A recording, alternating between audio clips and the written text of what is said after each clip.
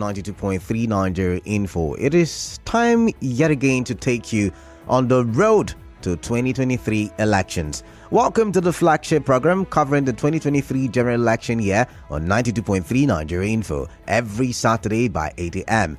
We bring you updates on the 2023 elections from the candidates to the voters and other related issues. Today, let's talk security and the 2023 elections in Rivers State.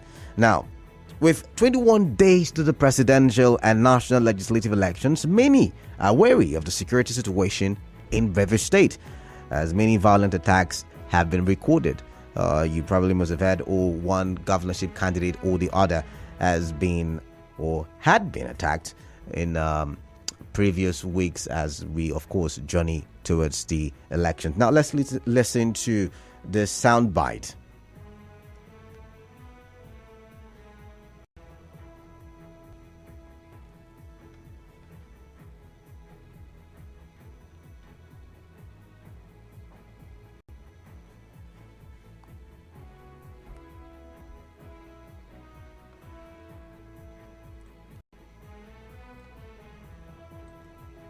There is a law which says if you want to use government facility, you pay certain amount of money. And they said they will not pay.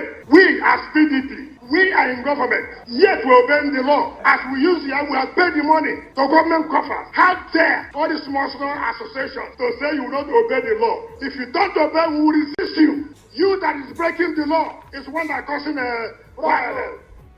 All right, so that is the voice of the governor, His Excellency Nyesom Wike, some days ago, talking about what is the cause of the violence in Rivers State. Like I said, some governorship candidates have come out to say, see, when we tried to go campaign in XYZ location, we were attacked, we were beaten, our cars were destroyed. And the governor, in that sound clip, was only saying that they have failed to obey the law. And what law is he talking about? He's talking about the law that says if you want to use public facilities, you would have to take permission from the relevant ministries or from the government, and then you pay a non-refundable fee. Also, it says you cannot use residential areas for campaign or residential buildings for campaign. And it started as an executive order. There was Executive Order 21 and 22, and then the National Assembly went ahead to, put it into law, right? And if you listen very carefully, you would have heard the governor saying that they have refused to obey the law, and that is the reason for the violence. But then you want to also remember that these candidates signed a peace pact, and in one of those agreements with the police, the candidates are supposed to give notification to the police, on such occasion or on such a day, I will be at so place and I will be having a political rally, so as to get police protection and ensure that there is orderliness. So I'm wondering, where was the police at the time of all of these attacks? Where was the police at the time of all of this attack? And the governor then said, in reference to the police, on the same day, that if the police is not willing to do its job, which is to protect the lives and citizens of Nigerians, in this case Rivers people, that he will bring the Neighbourhood watch into the mix. Let's listen. You are the one supporting them to disobey the law, to cause violence. Police, if you don't want to do your duty, let us know. I will release our Neighbourhood watch. If you don't do your work, we'll take over your work from you. You cannot support people who are breaking the law. You know the truth of the matter. You are scared so that they don't transfer you. Your duty is not to be permanent anywhere. Do your work. Nobody should intimidate you. All right, so before we go into the conversation proper, let's listen to some of the candidates, talk about the violence in Rivers State. All This violence in the local government areas are being sponsored by the chairman of the local government areas on the instructions of the governor and their party, the PDP. When we went to the waterfront in Okrika, they were attacked. Guns were used freely and openly in front of the security agency, and our canopies and things were destroyed, and people were threatened, stoned, and with guns and forced to, we had to leave it. When we went to Oyibo, people with guns in broad daylight, there were videos of them. They came out and said the state chairman of the PDP, that was his community, and therefore LDP could not come there. I don't know how you can describe this kind of situation as being done by unknown government. The attack in Akilima was sponsored by the chairman of the local government, Honorable Hope. The cars that were used to block our entrance into Akilima belong to councillors that are serving the local government. The thugs that opened fire on us there were people who were sponsored by the local government. So this is not a case of unknown gunmen. These gunmen are known, their identities are known. Now, you just listened to the voice of the SDP governorship candidate, Senator Magnus Ibe. And if you also listen carefully, you would have heard him say that the police were there when they were attacked. So on one point, the governor is blaming the police. On the other point, the candidates are also blaming the police. And so we are now worried about security in Rivers State. If you also look at previous elections, it has been characterized with violence. And that's why we have decided to bring in as guest this morning the director of operations of the Neighbourhood Watch in Rivers State. I've got with me in the studio Matthew Iheanyi. Good morning to you. Good morning, my brother. All right, so you listened to the introduction, and I guess you listened to some of the sound clips as well. First of all, what would you make of the electoral violence that have been recorded in Rivers State in recent times? Well, as you can see, just like what is happening currently now, and what we have experienced in previous times in other elections that's taking place in Rivers State. You see, most times we need to be very, very careful about what is going on, because in all round, I don't see anything, any blood that is worth dying for in this election. Because there is no amount of blood that you can sacrifice a human's life that worth anyone's ambitions. Because most of these politicians today, you will see here today, sounding like this today, as of last previous elections, we all experienced what actually happened. And I think it's time for the youth to be very, very careful. Okay. Because we know them. They have also tested them. Even when as they are shouting now after this election, you can't even reach them. Most of them cannot even impart in anything to human's life. So you're talking about the politicians now? The politicians. And now we're talking about the issues about the executive order. It has happened. And the only alternative is for you to obey the law, not to take laws into your hand, or you go to court, you approach court. Because just like what is going on in federal government too, when an order is being issued, you have nothing to query about it, further for you to do what? Proceed to court. But if we want to deal by violence, as it stands now, there is life, we will lose lives of the youth. Because most of the politicians we are talking about currently now, their children are not in this country. They're all overseas, schooling and doing well. And there is no possibility that our youth is going to be at the forefront to start all this violence. It doesn't worth it. And because of the problem that is happening in Rivers State about election period, that's why you see that it's scaring most of the investors in Rivers State after elections and so on. As a security expert, given the fact that you're director of operations, Neighbourhood Watch, Rivers State, looking at both sides of the conflict, on one part, would I say, those who are trying to implement the law, and on the other part, those who are flouting the law. Do you think that both sides can act differently? Do you think that on the part of those trying to implement the law, there can be diplomacy in the way that they go about implementing it so as not to cause conflict? And do you think that yes, like you've said, the law might not be favorable to everyone, but they could also look for other means? So, what's your take on that? Well, on this particular ground, I just like what you said, that most of this campaign that is going on, most of the politicians or the aspirants sometimes go on this campaign even without informing the police. Okay. And these are the issues. And when you see you're going for a campaign in the local government, the commissioner of police is supposed to be aware.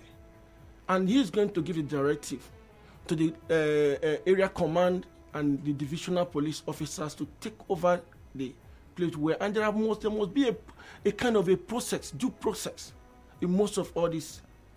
But most times, you know how we Nigerians are. Sometimes we break those laws because we want to showcase ourselves. And at the end of it, you end up seeing the violence and so on. And it's not the right thing to do. Because if we are talking about that police on the other side of police, that, okay, you have an evidence. Keeping up with political issues and developments around you only on Nigeria Info.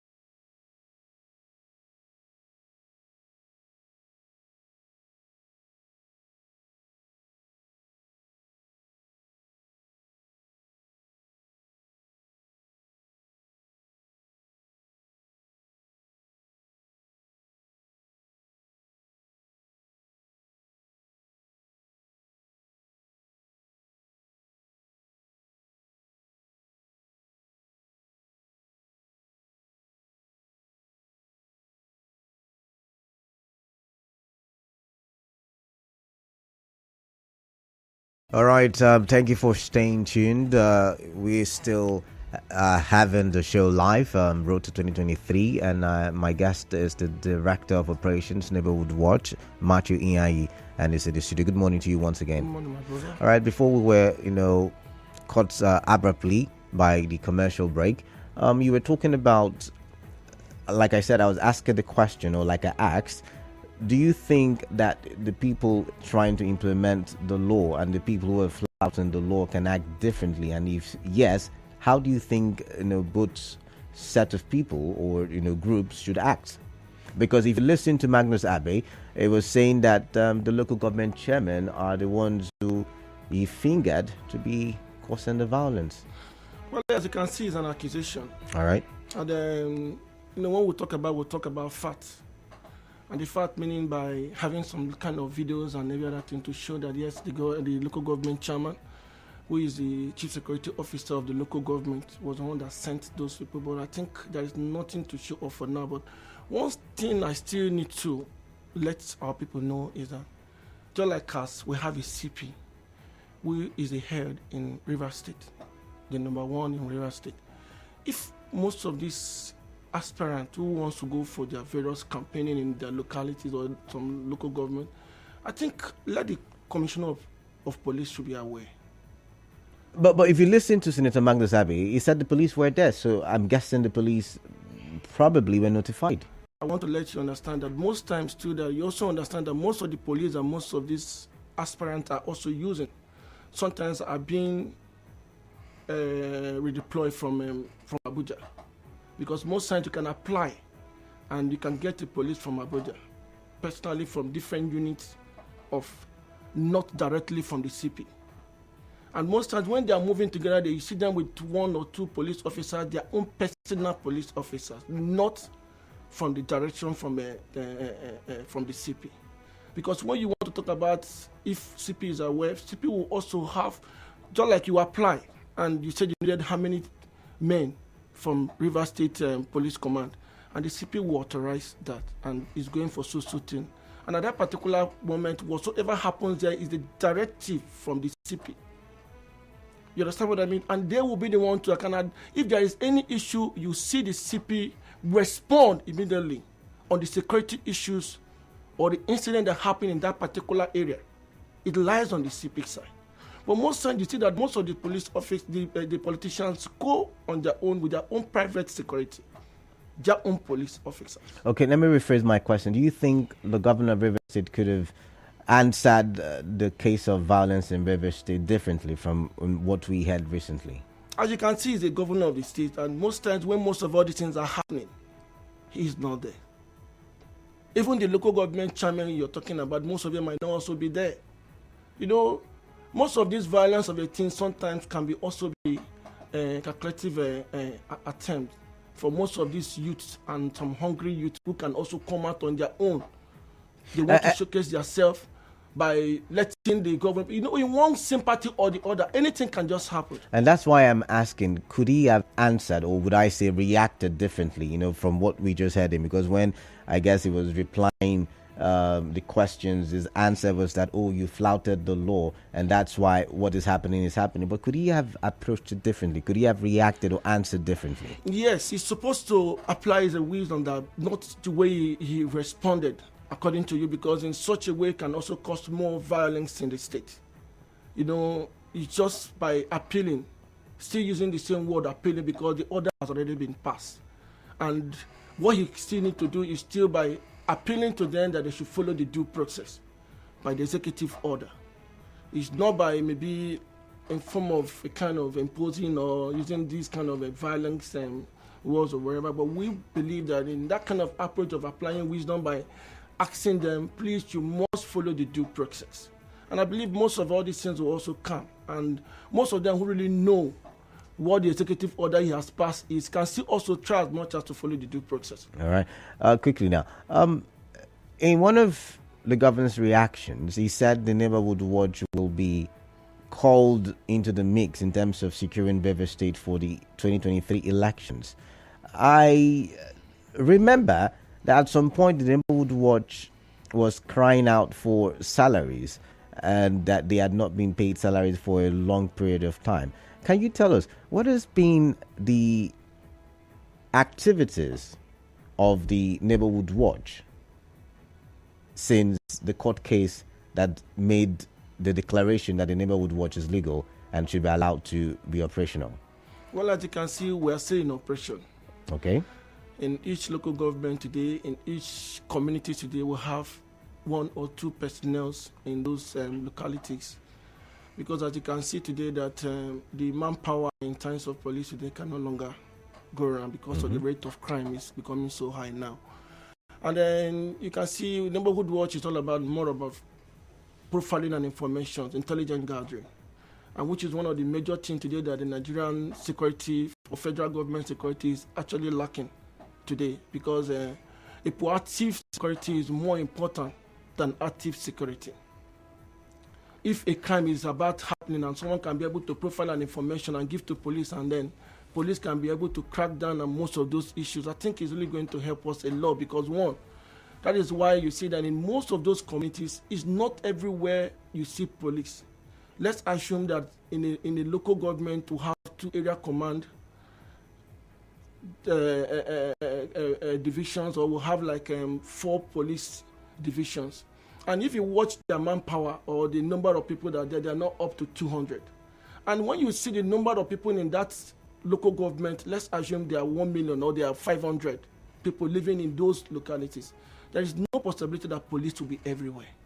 And that's the reason why you see that Neighbourhood Watch has done the best they could to make sure that they profile and information, they try as much as to crack down on most of these criminals and so on, and then assist police, because we cannot take these criminals. So you're saying you have been assisting the police? We have been assisting. But yet again, records show that at some point you were not paid salaries. So how were you functioning, or how have you been functioning without payment of salaries, or have you been settled? Well, we have not been settled.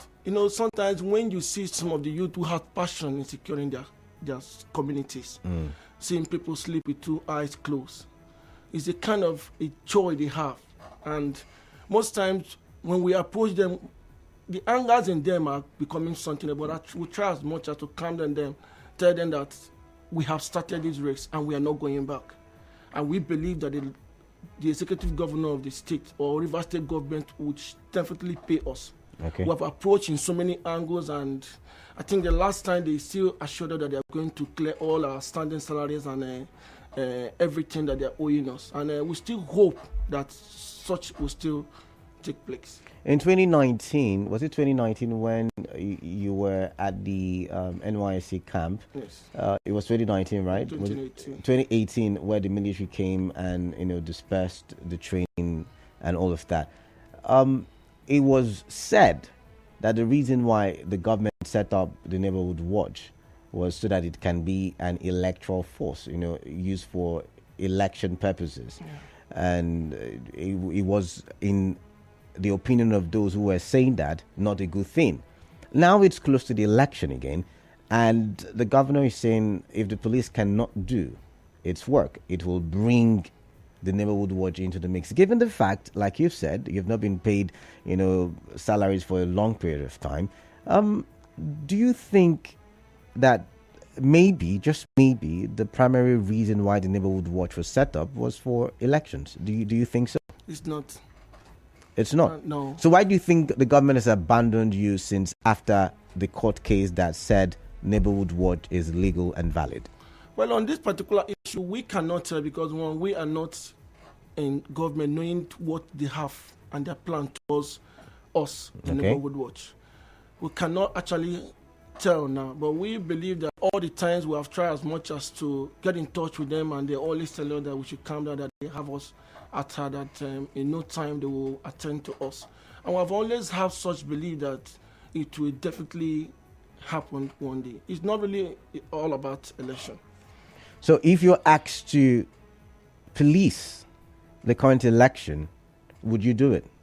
Well, would the boys do it? Given the fact, yet again, that all this while, it looks like the government had abandoned the Neighbourhood Watch. Well, as you can see, if at this point now that things are not actually going well because of what is happening in terms of this election period, and the River State government wanted to dispatch us more to arts, or giving us more power to arts on the areas of where we can be able to bring peace and total peace in the state. I don't think there is any, because we have all what it takes to.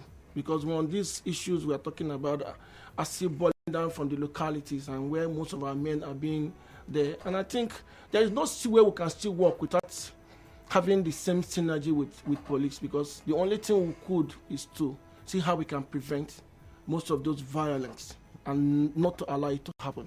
Okay. You see, when I started the questions, I started with how do you think both sides, of the conflict can or could have handled the situation? And it's going to bring, or it's going to give birth to the next question now, which is, given the fact that you are working for the state government, would you take some, if you were to be called into the mix now, would you take sides? I can't take sides, because one, as a security personnel or security operative that I am, I think my own duty is to make peace and then to keep the law and order in the state. There is no possibility I'm going to take side. I'm going to be neutral. Why? Because if such of a thing is about happening, first of all, we have to gather the information.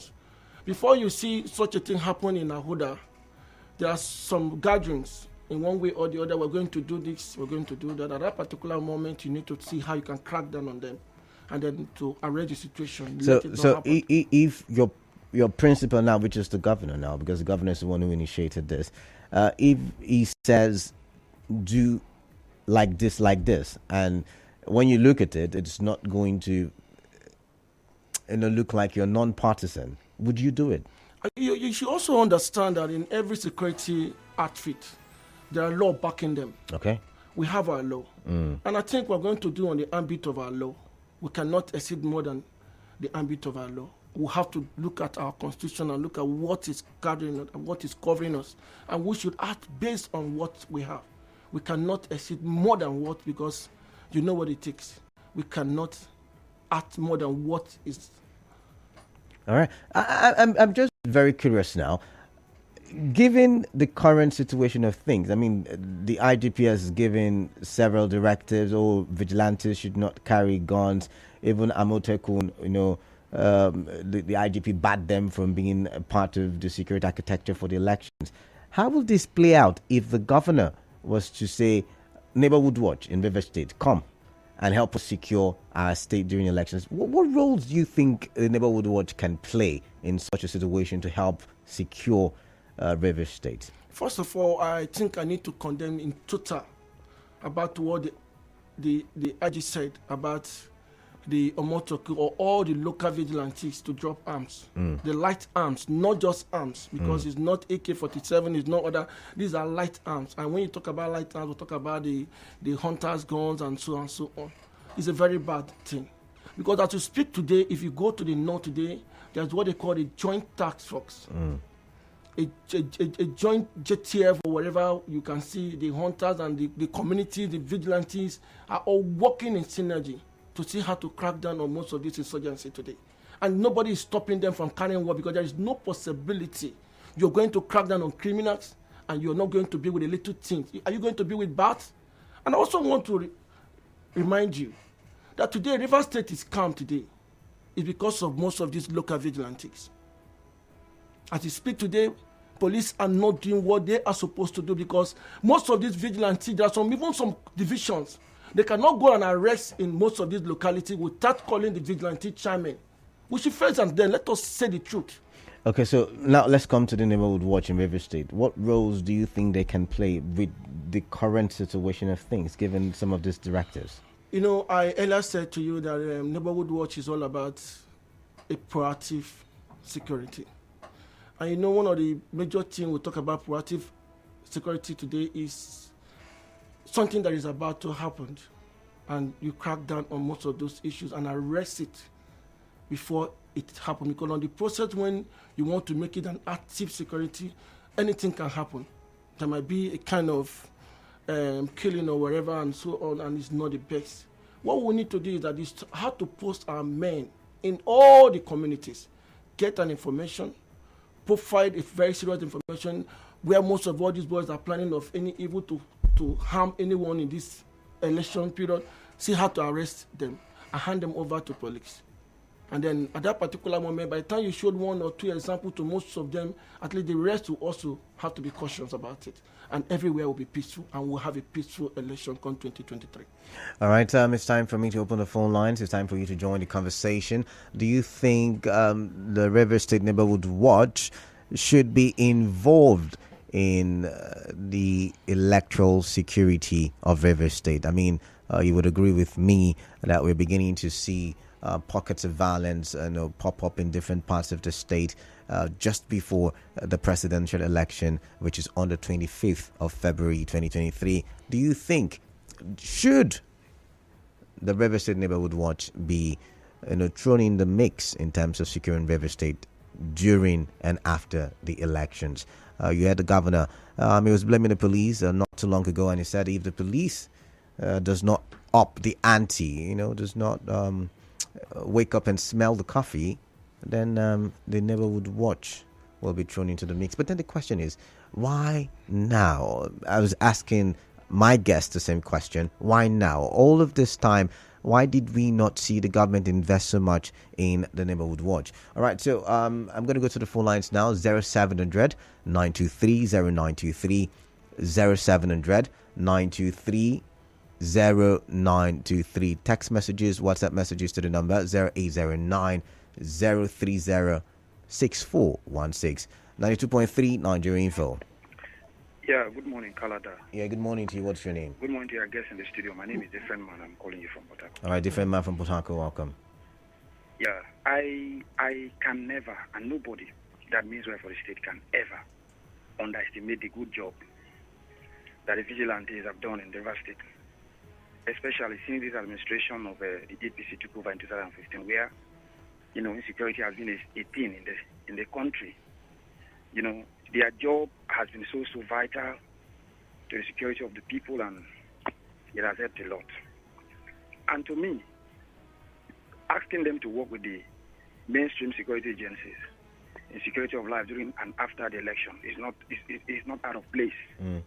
But I want to, tell us that them wielding firearms, I'm not too comfortable with it. This is because some of them are not actually trained to wield firearms, and it has manifested in some of the extrajudicial killings and torture that some persons have been subjected to. I'm not saying that all of them actually indulge in these things, but in a scale of 1 to 10, most of them are actually abusing the right to wield firearms. So to me, they should work in synergy with the police, giving them information and all that. I don't subscribe to them wielding firearms. All right. But you subscribe to them being part of the security architecture for the elections. They can give the security intelligence and work, with them. But wielding firearms, I'm not in support of it, because there has been a lot of human rights abuse by these guys. Thank you. All right. Thank you very much for your time. 92.3 Nigeria Info. Yeah, this is Pastor Isaiah George from Buguma in Calabar. All right, Isaiah George, welcome. Happy weekend to you. Same to you. Yes, I think, my brother, the Neighbourhood Watch, one question we will need to ask, is it legally constituted? How do you mean? How do you mean is it legally constituted? What do you mean by that?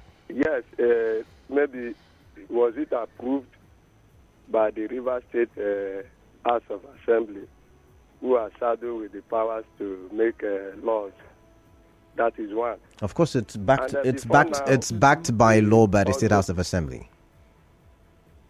Is that?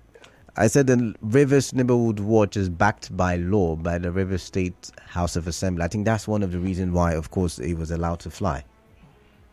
Okay, now they coming to say that since the police has failed, they are good to take over the job of the police.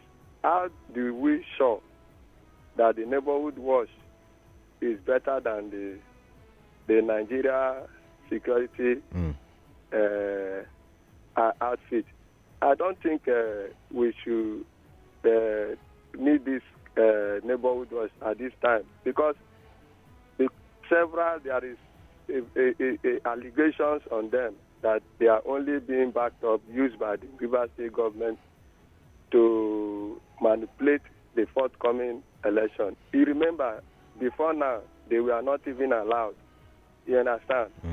Right. During when they were to be formed, they were not allowed. People protested and said that you cannot, if the neighborhood watch that is coming from a River State government or a government angle, I think that will be biased. So I don't think they should take off the election and allow the Nigeria security personnel to be fully in charge. We have the army, who is duty is to protect the sovereignty of this country. If anything, if the duty of the police cannot, is being overwhelmed, the army is there to assist them. So we don't need the neighborhood watch at this time. Thank you. Thank you, Iheanyi Judge. Thank you for your time there. 92.3. Hello? Yeah, hi. Good morning. Yeah, good morning. Yeah, what's your name? Hello, good morning. I can hear you loud and clear. What's your name? Thank you. My name is Good News. I'm calling from Port Harcourt. All right, good news from Port Harcourt. Welcome. Thank you very much.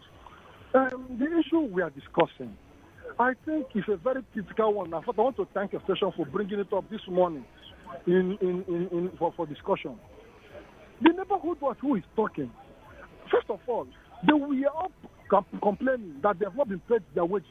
Please ask the man and your friends here, have they been paid their wages, or is it now that time for work has reached, the government wants to recognize them? That is one. It is very obvious that Order 21, Order 22 cannot stand because it has never been a law.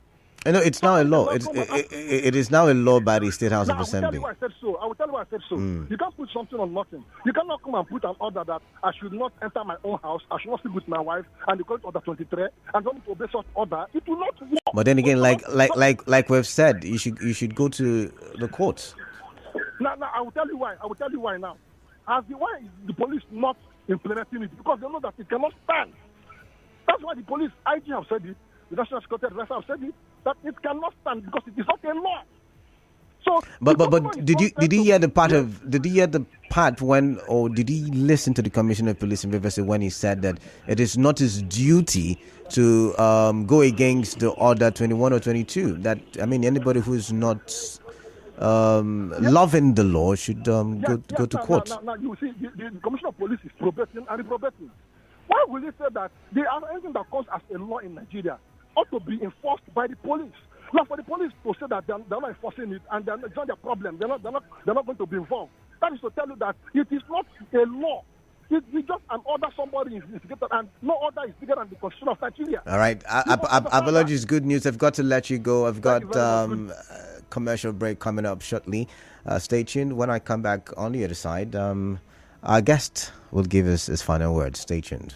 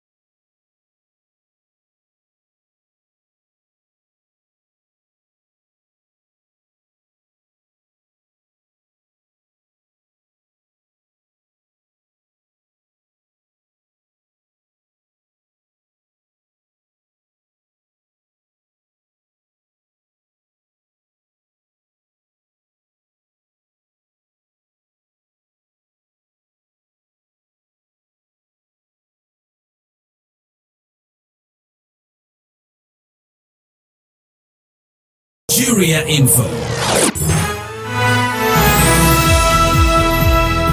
All right, we've been talking electoral security in Beverly State, and I've had as guest, I used the word had because we're about to, say our goodbye. Time is fast spent. The Director of Operations, Neighbourhood Watch River State, Iheanyi. All right, so your final words before I let you finally go. Well, as you can see, election is close. And then what I want to advise the youth of River State and River State at large is that there's no ambition of any politicians that want the blood of any youth in River State, because election will come and go and River State remains. We have no any other River State than this one we have. All right. And they should be very careful and everything. And also appealing to the Commissioner of Police to rethink and see how they can do to have a kind of a synergy with the local vigilantes, because they are contributing a lot to our communities and so on. And then also believe that this 2023 election will be peaceful in River State. We, the Neighbourhood Watch, will do all our best to see how we can be able to be more proactive than being active in this River State, and see that everywhere there is peace in all the localities. All right. Thank you. All right. Thank you very much for your time. And that's the much that we can take on today's edition. On today's edition of Road to 2023. Join us again next week, Saturday at 8 a.m. to catch the updates on the 2023 election, from the candidates to the voting and other related issues. The Road to 2023 is produced by the News Department. Thank you. Stay tuned. The World News is up next.